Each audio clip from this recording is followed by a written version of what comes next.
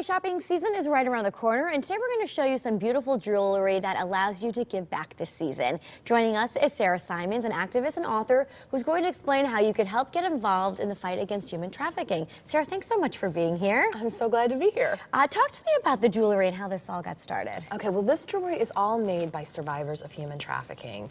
And they're living in Asia, in India, Nepal, Cambodia, and Thailand. And many of them were trafficked at quite a young age into brothels, where they suffered really bad type of abuse for quite a while, but thankfully they've been rescued and trained as some of the first women silversmiths in Asia. So they're some of the first women to do this, and they're really pioneers. How big of a problem is human trafficking? It is a huge problem. It's one of the biggest human rights emergencies in the world today. According to the UN, there's 29 million men, women, and children who are literally living as slaves today. And there's also many more people who are caught up in child marriage, as child soldiers, and other forms of abuse, which are very similar to trafficking. Talk to me about Dergahtree International, because I know they're also involved in the project. Dergahtree International is based in New Jersey, and they're an organization that is working to support efforts like ours all over the world to fight human trafficking and to help survivors. So they're actually trained to make the jewelry. They are, and initially, because like I say, it's been a male-only profession for a long time in India, we brought our trainers over from the United States. And the survivors just really connected with this. I mean, I think to be able to express themselves creatively, work through some of their trauma, but also to make this fantastic salary. It's like a college level, college graduate salary that they're making. That really transforms their life and their community. I can imagine.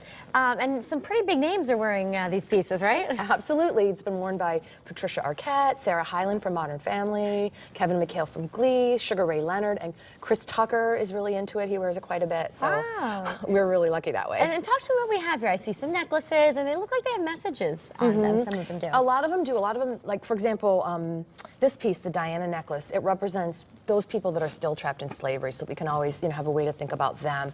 And it was designed by Diana, our jewelry director. And then some of the pieces have been designed by the survivors. Others have been designed by designers from all over the world, like these pieces. They're all made from upcycled kitchen tile. Oh, what a great idea. Yeah, that's pretty. And 100% sterling silver. Everything's 100% sterling silver, so it's maybe a little bit different from what you might think of when you think of fair trade jewelry. That's true. And tell me about the book. Well, I released the book this year, and it's about my journey of, finding out about this issue, how my life completely changed. I had a completely different life as a composer of music for film and TV. And when I found out about this issue, it just took hold of me, and these survivors took hold of me and my husband, and together we just launched this organization. It's been absolutely life-changing for us and for these women that we work with. Now, Sarah, I know you're kind of taking the mission to schools and universities across the country. I have been on tour with this book and just speaking, everywhere that'll have me, sharing the story about these girls, how courageous they are, what amazing potential they have, and how we can all help. And what made you switch your career? It's just so touching, such a big problem? It was the fact, it's such a big problem, I guess as a woman and as a mother, to find out this is happening to the most vulnerable people, that really affected me. And also, when I saw that there's people all over the world getting involved with this, and you can really have a great effect. It's an issue that really responds to intervention. So that made me excited, like maybe I can do something. Sure, and I know you're also wearing some of the pieces. Yeah, this is one of the upcycled mosaics from Nepal. Very good. So how can people find the jewelry? How can we help? Okay, well, I'm glad you asked.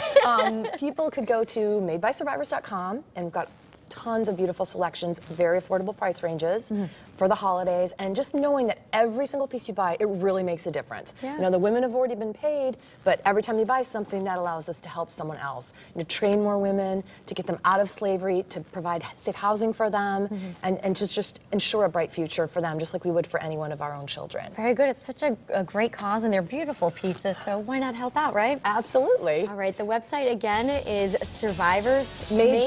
madebysurvivors.com, madebysurvivors.com, and of course we'll have that link over on WTNH.com if you just want to click on style. Sarah, thanks so much for being here. My pleasure. Bringing the designs. Thanks for having me. All right, stay with us. More Connecticut Style after the break. We'll be right back.